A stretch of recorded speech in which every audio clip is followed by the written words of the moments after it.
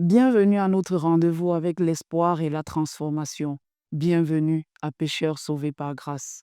Vous entendrez dans cet épisode une histoire de transformation radicale qui ne laissera personne indifférent. Restez avec nous pour la découvrir. Il va te transformer. Viens que le Fils il va te transformer. Frérot, jusqu'à quand tu vas te conformer? Si le monde t'a déformé, il va te transformer. Hey. Bonsoir Paul Léonard. Je suis particulièrement ravi de te recevoir sur le plateau de Pécheurs sauvés par grâce. Yes. Merci de partager avec notre public ton histoire de transformation. C'est un truc. Alors, avant toute chose, avant de commencer, est-ce que tu pourrais te présenter à ce public qui te regarde aujourd'hui? Alors, je m'appelle Paul Bernard Kwame et je suis un entrepreneur spécialisé dans la vente et des mobiliers de maison et l'équipement des salons de coiffure, que ce soit hommes, femmes ou enfants. Ah, ravi encore d'être parmi nous. Chaque histoire de transformation a une origine. Est-ce que tu peux nous dire ce que tu as vécu avant ce grand changement qui s'est passé dans ta vie? Alors, faut dire que je viens d'une famille de 5 enfants, dont je suis le dernier. Et je suis, j'ai grandi dans une famille qui était constituée des gens qui ne croyaient pas vraiment au christianisme. J'avais pas une foi en notre Dieu, notre Père créateur. Et mon père, il était non-croyant, comme je le disais tout à l'heure, ainsi que ma mère. Mais j'ai perdu ma mère lorsque j'avais 6 ans. Donc, je n'ai pas connu l'affection maternelle. Donc, du coup, je suis resté avec mon père, déjà tout petit. Et je n'ai pas pu, malheureusement, pu avoir cette affection du côté paternel. Pourquoi? Parce que très tôt, il s'est remarié. Et donc, dans la famille, il y a eu un déséquilibre parce que la nouvelle femme qui venait d'arriver n'avait pas eu cette sagesse de pouvoir prendre soin des enfants qu'elle était venue trouver. Donc, du coup, il y a eu comme une cassure au niveau de l'affection que mon père devait manifester pour nous et moi aussi pour lui. Donc, en grandissant dans cette atmosphère, ça a créé pas mal de choses, d'où mon initiation, par exemple, à la sexualité dès l'âge de 6 ans. Oui, et parce que nous habitions une cour commune, comme on avait dit généralement. Et dans cette cour-là, il y avait une jeune fille qui était âgée de 12 ans, et moi, 6 ans ou 7 ans, qui très tôt m'a initié à la sexualité. Et c'était des choses qui se passaient sans que les parents ne soient au courant parce que, voilà, on n'a pas l'œil sur l'enfant, on n'a pas le temps de s'occuper de l'éducation. Donc, du coup, il y a des choses qui se passaient qui étaient faites à l'abri des regards des parents. Donc, c'est de là que tout a commencé. Et très tôt aussi, j'ai été initié à la masturbation par un cousin de la famille. Et donc, il y a eu plein de vices comme ça qui sont entrés. J'ai été vraiment très précoce dans ma vie. C'est-à-dire que j'ai été très vite au contact avec la vie de péché. Voilà, donc ça créait déjà une mentalité en moi et cette mentalité me poussait à faire comme des grandes personnes. Parce que moi, j'aspirais à une vie de grande personne déjà je crois, je devais avoir entre 10 ans, 11 ans, où je touche ma première cigarette parce que mon père, il fumait. Donc, du coup, c'est faussement un modèle que j'avais vu. Mais j'étais loin d'imaginer que j'allais reproduire faussement ce modèle-là. Donc, très tôt, je vais toucher ma première cigarette. En fait, tout a été précoce dans ma vie. Quand je dis tout a été précoce, c'est par rapport à la vie du péché, l'initiation au péché. Tout a été vraiment précoce. Donc c'est comme ça que tout va commencer déjà dans mon enfance. Et il faut dire aussi que le fait que mon père ne se soit pas occupé de moi lorsque j'avais plus besoin de lui, ça allait créer une mésentente Et ça fait naître des choses en moi, comme par exemple la haine vis-à-vis de mon père, parce que je me sentais incompris. Je voulais que ce père-là puisse prendre le temps de pouvoir s'occuper de moi, de me donner l'amour que je n'ai pas pu recevoir de ma mère. Mais c'était vraiment impossible et ça crée une frustration en moi, ce qui m'a plongé dans cette vie précoce-là. Et donc, il y a eu la rébellion qui est née dans mon cœur. Il y a eu cette haine-là, quoique je l'aimais, mais au-dedans de moi, il y avait comme cet amalgame de sentiments, en fait. Voilà, cet amalgame de sentiments qui faisait que tantôt je pouvais l'aimer, mais tantôt aussi je pouvais le haïr facilement, en fait. Et bon, donc très jeune, je luttais avec ce genre de sentiments-là. Et jusqu'à ce que je commence à essayer de combler ce vide-là avec, par exemple, le vol. J'avais commencé, mais en fait, ça a commencé comment par un autre cousin qui m'a initié ici au vol. Et plus tard, j'ai compris qu'en fait, j'ai essayé de combler ce vide, cet amour que je n'ai pas reçu, que ce soit de ma mère, de mon père. J'avais essayé de combler ce vide-là par ces choses-là. Donc, j'avais commencé à voler l'argent de papa pour pouvoir aller acheter de la cigarette, sortir, mener une vie de grande personne en fait. J'avais commencé à fuguer. Et j'avais commencé à fuguer. Par exemple, déjà en sixième, je partais en boîte de nuit et je partais nous on appelait ça ici des kermesses. En fait, je voulais avoir une vie épanouie en fait. Et dans cet environnement familial finalement très précoce, tu as quand même un premier contact avec l'évangile. Effectivement, parce que il faut dire que moi j'avais une renommée en tant qu'enfant voyou, cet enfant-là qui est récalcitrant dans la ville où j'étais à l'est de la Côte d'Ivoire. Et c'est ainsi qu'un jour, j'ai eu des amis qui connaissaient ma réputation, qui avaient eu un contact avec l'évangile. Nous, ce qu'on avait entendu, c'était ce Jésus, quand on voyait à la croix, ce fils qui était dans les bras de la Vierge Marie. Donc, j'avais jamais entendu l'évangile dans son entièreté, dans sa pureté. Cet évangile qui transforme en fait. Donc, ce jour-là, ils ont pris le courage à deux mains et ils sont venus me voir. Et c'est là que j'ai entendu l'évangile pour la première fois. Et ils ont commencé vraiment à me parler d'un Jésus qui transforme.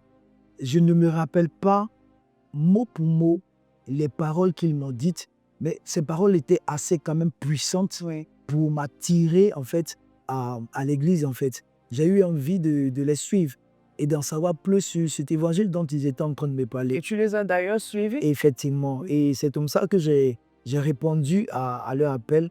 Je suis allé dans une église évangélique et ce jour-là, le pasteur a prêché sur la repentance.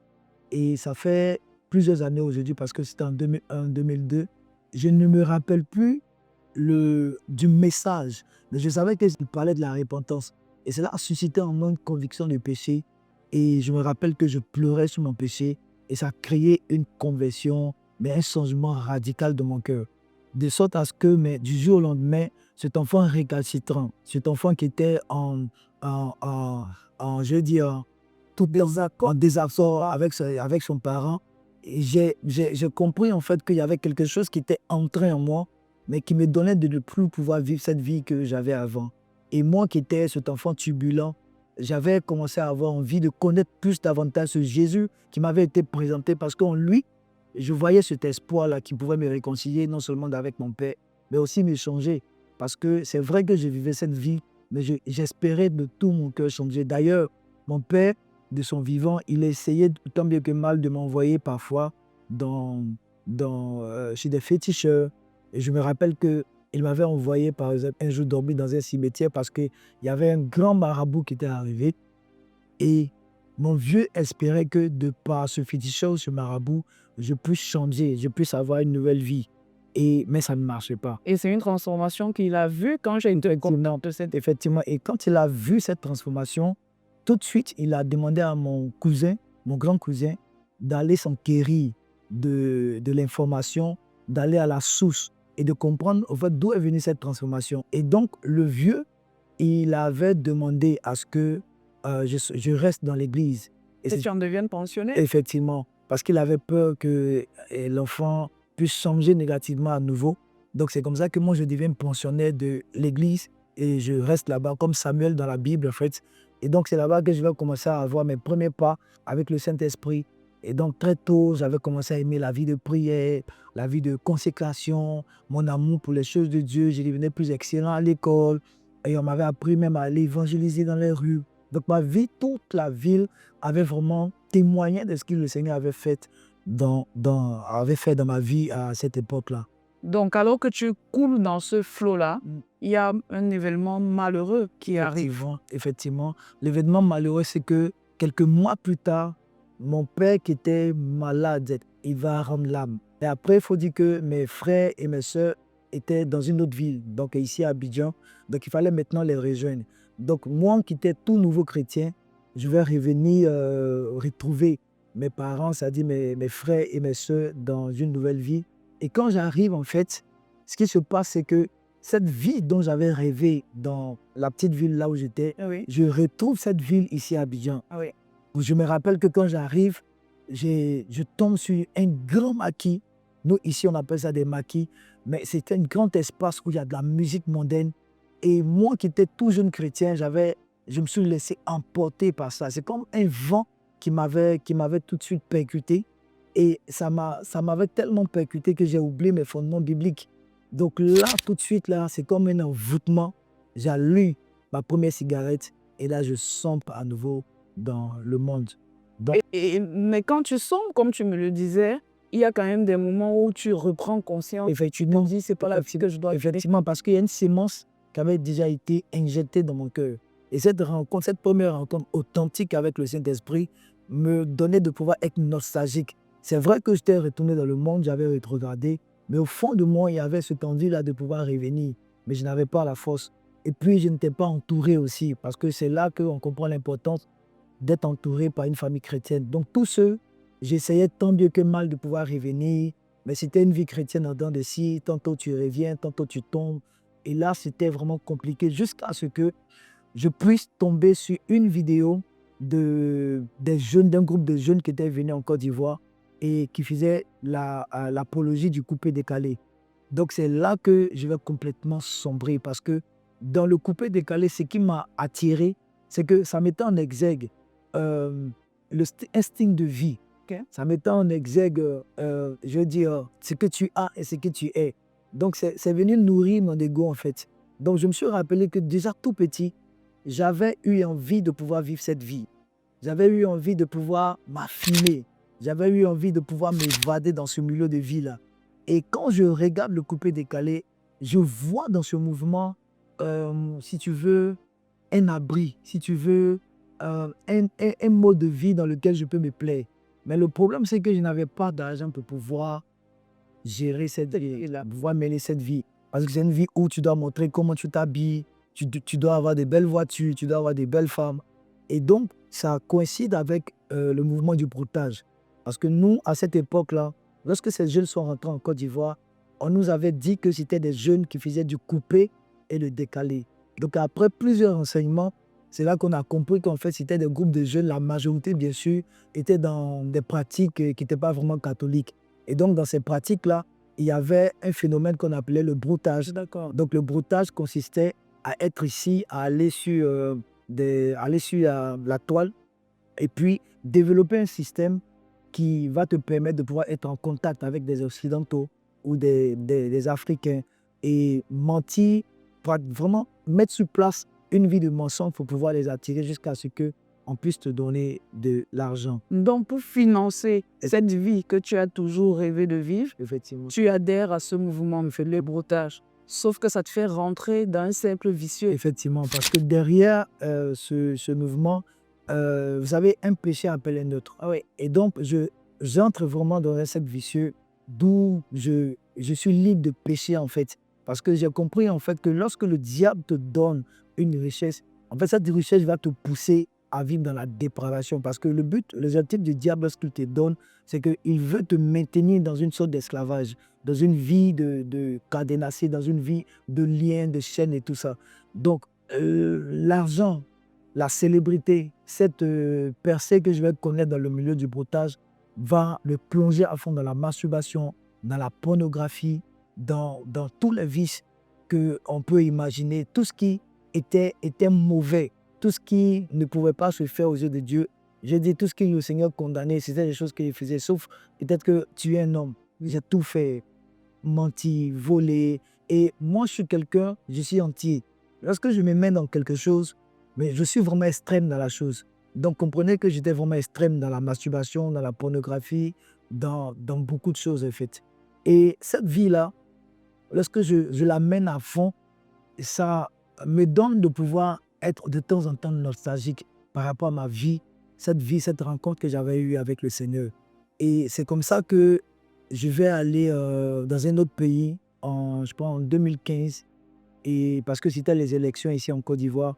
Donc des amis et moi, on avait décidé d'aller dans un autre pays, comme je le disais tout à l'heure, pour aller développer, continuer notre activité du broutage. Parce que les élections ne favorisaient pas vraiment la pratique du broutage. Parce que quand il y a des élections, les institutions qui nous permettaient de pouvoir recevoir de l'argent, ces institutions étaient fermées. Ok, ok. Donc il faut aller quelque part où il y a la tranquillité, il y a la paix pour pouvoir retirer de l'argent. Donc étant là-bas, je continue dans ma vie de débauche, mais seulement que je ressens un grand vide. Et ce vide que je ressens, ça va atteindre un paroxysme. Et ça m'a donné de pouvoir me poser les questions. C'est vrai, j'avais de l'argent, c'est vrai, j'avais des femmes, je vivais une vie de prostituée tout le temps dans la masturbation, dans la pornographie, mais il y avait un grand vide à l'intérieur de moi-même. Tu te sentais finalement très seul. Effectivement, ça. Je me sentais finalement très seul et j'avais qu'une seule envie, c'était de pouvoir abandonner cette vie-là. Mais je n'avais pas la force. Je n'avais pas la force. C'est ainsi qu'à l'intérieur de moi-même, je me dis, mais écoute, si je rentre à Abidjan, cette année 2015 doit être ma dernière année dans le monde. Et donc, c'est comme ça que je prends une résolution. Moi qui aimais les pépinières, comme on le dit, parce que, vous savez, la pornographie, lorsque tu es attaché à la pornographie, que tu regardes toutes ces vidéos, tu deviens ce que tu regardes. Et l'une des choses que j'avais commencé à remarquer, c'est que j'avais commencé à affectionner les filles qui étaient moins âgées que moi, c'est-à-dire les filles de 13 ans, 14 ans, parce que je regardais des vidéos qui mettaient en évidence des personnes âgées qui sortaient avec des petites filles. Et donc, ça m'avait mis dans certaines pratiques. Et donc, moi, j'affectionnais ces choses. Moi, le péché sexuel, ça faisait partie de ma nature. La dépravation sexuelle, ça faisait partie de ma nature. Et donc, après cette décision que tu prends dans ce pays étranger, selon laquelle 2015 serait ta dernière année, tu reviens à Abidjan. Effectivement, je reviens à Abidjan en décembre 2015 avec beaucoup d'argent. Et donc, avec cet argent, je continue ma vie de péché. Et cette résolution que j'avais prise était quelque part dans mon cœur, mais je ne l'avais pas oubliée. Mais comme l'argent était là, il fallait vivre. Et donc, je continue de vivre avec l'argent, je vais en boîte. Mais seulement que cette fois-ci, quand j'arrive en boîte et que je vis cette vie-là, je ressens comme un dégoût. Ah, d'accord. Je ne prends plus plaisir, en fait, ce plaisir que j'avais avant cette prise de décision, je n'arrive plus à pouvoir juger ça, en fait. Et quand j'arrive en club et que je vois des gens danser sur une piste de danse, je me pose une question à l'intérieur de moi-même. Je me dis, mais tiens, est-ce qu'ils savent où ils iront s'ils meurent aujourd'hui? Et donc, je commence à avoir une sorte de... Je commence à me prêcher à moi-même. Je sens comme si je dois rester seul. Je sens comme si je dois m'isoler. Je sens comme si je dois rester dans mon coin. Mais pourquoi? Pour chercher Dieu, en fait. Mais comment, je ne le sais pas. Mais j'ai juste une envie de pouvoir rester seul. Et c'est comme ça que je commence à aller sur Internet et tout ça. Et je commence à regarder des vidéos de prédication. Jusqu'à ce que je tombe sur une vidéo d'un homme de Dieu qui est déjà rentré, du nom de Renard Banquet. Et quand j'écoute la prédication de ce oint de Dieu, je suis tout de suite convaincu de péché. Et cela me pousse maintenant à me lancer dans une quête où je veux vraiment faire aussi cette rencontre avec le Seigneur. Et donc, moi qui n'ai pas la force de pouvoir abandonner le péché, je crie à Dieu. Je dis, mais Seigneur, aide-moi à pouvoir laisser le péché. Et c'est comme ça qu'en fait, j'entends la voix de Dieu à l'intérieur de moi qui me dit que je dois prendre une décision. Ah, mais je dois prendre une décision comment? Et comment on fait? Quelle est la force? Déjà, mais je n'ai même pas la force de pouvoir prendre cette décision. Et donc, moi qui essaie maintenant de prier pour lui dire, Seigneur, écoute, apparaît-moi. Parce que moi, je me dis que si Dieu m'apparaît, si je vois Jésus de mes yeux, ça va me donner assez de force pour pouvoir dire non au péché, pour pouvoir laisser les femmes que j'avais, parce que j'avais plusieurs copines, pour pouvoir laisser la vie du broutage parce que c'était un combat pour moi. Moi, je savais que accepter Jésus, du fait que j'avais eu déjà une première rencontre, je savais ce que cela impliquait. Exactement. Je savais que si je devais accepter de marcher avec Jésus, ça impliquait que je devais renoncer à beaucoup de choses. Donc, moi qui étais attaché à ces choses, il y avait comme une complication, une difficulté, mais pas possible pour pouvoir abandonner ces choses. Une grosse lutte. Une grosse lutte. D'où maintenant je demande au Seigneur de m'apparaître. Parce que pour moi, s'il m'apparaît, cela va me donner la force de pouvoir lui dire oui. Et c'est comme ça que j'entends la voix du Seigneur dans mon âme qui me dit, mais écoute Bernard, si tu ne prends pas la décision de m'accepter, je ne ferai rien pour toi. Et je me rappelle que j'ai commencé à pleurer les larmes de mon corps parce que je me sentais incapable de pouvoir le faire. Et donc, dans cette lutte, une nuit, je fais un rêve. Et c'est là qu'il va avoir le déclic. Et dans ce rêve, je me vois mort. Et pendant que je suis dans le couloir de la mort, j'entends une voix qui vient du ciel et qui me dit, maintenant que tu es mort, tu t'en vas en enfer. C'est pendant que tu étais en vie que tu pouvais te donner à moi. Là, il dit, trop tard. Et moi, j'étais comme dans ce couloir de la mort, dans un espace ténébreux. Et je savais pertinemment moi-même que j'étais en train d'aller en enfer. Je savais pertinemment qu'il n'y avait pas de possibilité pour moi de pouvoir revenir en arrière.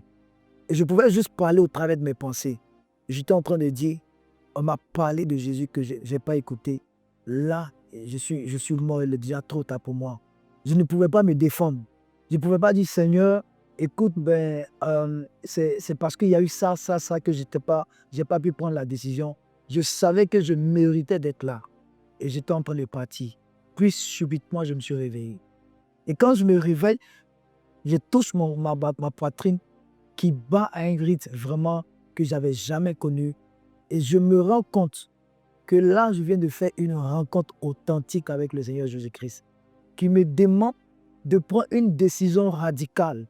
Parce que là, il avait déjà joué sa partition. Il me donnait la responsabilité de pouvoir entamer à nouveau cette marche avec lui. Et cette décision, tu l'as C'est une décision automatiquement. C'est-à-dire que j'ai pris cette décision dans mon cœur. J'ai dit, peu importe ce que cela va m'écouter, parce que j'étais confronté à la honte.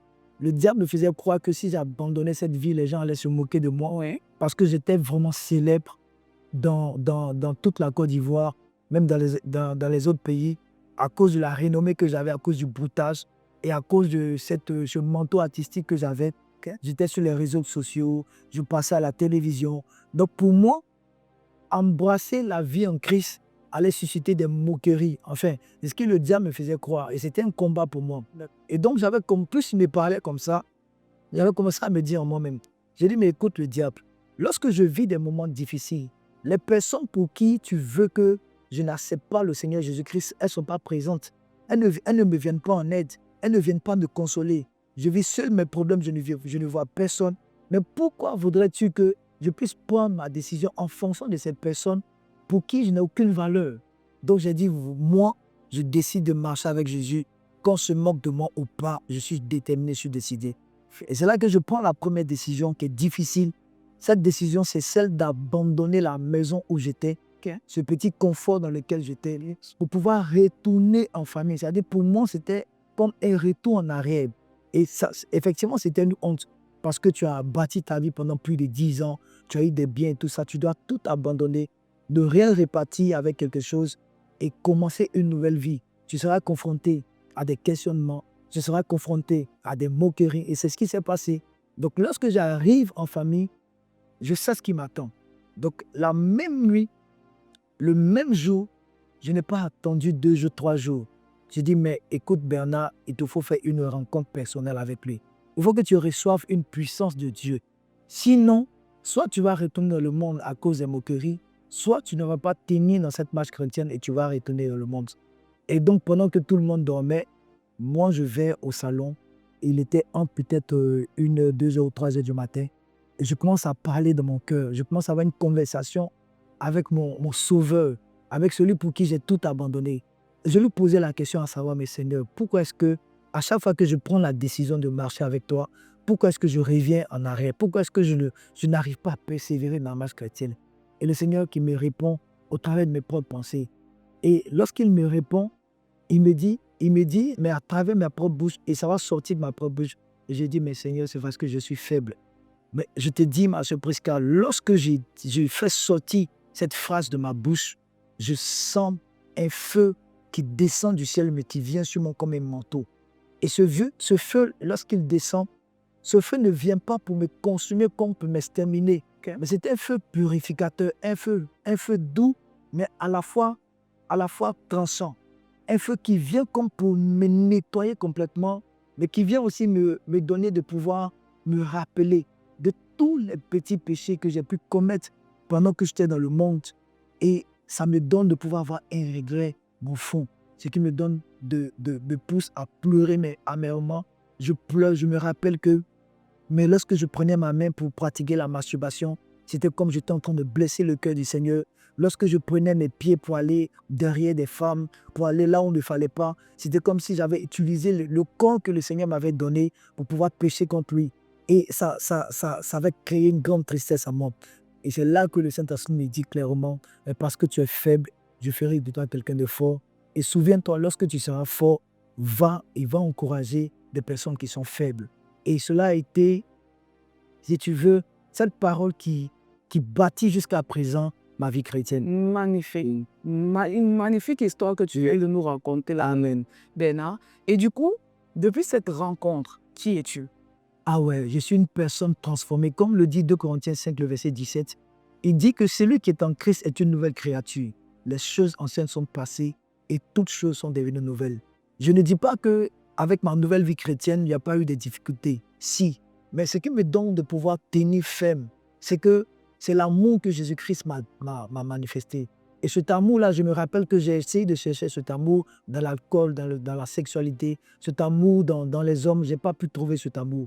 Mais Christ m'a manifesté cet amour. Il n'a pas regardé au fait que j'avais rétrogradé et que j'étais retourné dans le monde. Mais il est venu, il m'a manifesté à nouveau cet amour. Cet amour me donne de pouvoir avoir des ailes. Cet amour m'a transformé radicalement. Cet amour me donne de pouvoir compter sur lui. Cet amour me donne de pouvoir aimer la prière, de pouvoir aimer sa présence. Et la trame de fond de ton témoignage quand même reste que pendant tes luttes, tu te sentais faible. Effectivement. Quel est ton rapport, j'ai envie de dire, à la faiblesse aujourd'hui, entre guillemets? Effectivement, il est clair que lorsque nous entamons notre nouvelle marche avec le Seigneur, on sera toujours sujet à des tentations. Mais le Saint-Esprit en nous donne la force de pouvoir marcher sur le péché. La Bible dit que c'est le Seigneur Jésus qui parlait. Il dit, je vous ai donné le pouvoir de marcher sur les serpents, sur les scorpions, sur toute la puissance de l'ennemi et rien ne pourra vous nuire. Ce qui fait de nous un authentique chrétien, ce qui fait de nous un véritable enfant de Dieu, c'est que la puissance de la résurrection nous a donné de pouvoir dominer sur le péché. Et même quand les pensées de masturbation viennent, le Saint-Esprit en moi me donne la force de pouvoir marcher sur le péché. Et c'est ce qui me donne aujourd'hui de pouvoir tenir. C'est ce qui me donne aujourd'hui de pouvoir continuer la marche chrétienne. Je me rappelle presque que lorsque j'ai entamé à nouveau la vie chrétienne, je me posais la question, mais est-ce que j'allais pouvoir tenir 5 ans? Est-ce que j'allais pouvoir tenir 8 ans? Est-ce que j'allais... Parce que je me rendais compte que la vie chrétienne, c'est une vie d'éternité. On va demeurer là-dedans. C'est une vie de tous les jours. Est-ce que je ne vais pas pouvoir m'ennuyer? Moi, aujourd'hui, après plusieurs années de conversion, je t'assure que ma vie chrétienne, je ne m'ennuie pas en Christ. Parce que le Saint-Esprit me donne de pouvoir vivre de nouvelles choses chaque jour. Et pour moi, c'est merveilleux. Et l'une des choses qui me pousse, qui me donne de la force, c'est ce cœur, ce manteau d'évangéliste que le Seigneur m'a donné. Je vais dans les rues, je proclame Jésus. Et pour moi, ce n'est pas avec honte, comme Paul pouvait le dire. Il dit, vous n'avez pas reçu un esprit qui vous pousse à la honte, mais un esprit de force, de puissance. Et cet esprit sûrement me pousse pour aller dans les rues, pour leur dire, comme le fou de Gadara, ce que Dieu a fait pour moi.